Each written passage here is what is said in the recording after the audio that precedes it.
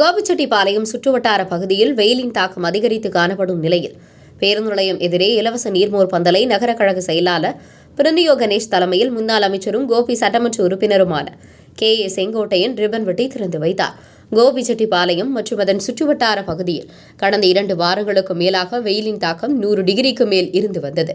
இதனால் பொதுமக்கள் மிகவும் சிரமத்திற்கு உள்ளாகி வருகின்றனர். இதனையொட்டி கோபிச்செட்டிப்பாளையம் பேருந்து நிலையம் எதிரே வெயிலில் வரும் பொதுமக்கள் இலவசமாக நீர்மோர் அருந்தும் வகையில் அதிமுக சார்பில் ஏற்பாடுகள் செய்யப்பட்டு பந்தல் அமைத்து அங்கு இளநீர், நீர்மோர், தர்பூசணி உள்ளிட்டவை இலவசமாக பொதுமக்கள் பெறும் வகையில் வைக்கப்பட்டது. பின்னர் அங்கிருந்த பொதுமக்களுக்கு முன்னாள் அமைச்சர் KA செங்கோட்டையன் இலவசமாக நீர்மோர், இளநீர், தர்பூசணி உள்ளிட்டவற்றை வழங்கி துவக்கி வைத்தார். இதில் ஏராளமான பொதுமக்கள் கலந்து கொண்டு இலவசமாக வழங்கப்படும் நீர்மோர், இளநீர், தர்பூசணி ஆகியவற்றை பெற்று சென்றனர். இதில் முன்னாள் MP சத்யபாமா, யூனியன் சேர்மன் மௌதீஸ்வரன், முன்னாள் சேர்மன் கந்தவேல் முருகன், நகராட்சி கவுன்சிலரும் தகவல் தொழில்நுட்ப பிரிவு செயலாளருமான முத்துரமணன் உள்ளிட்ட பலரும் கலந்து கொண்டனர்.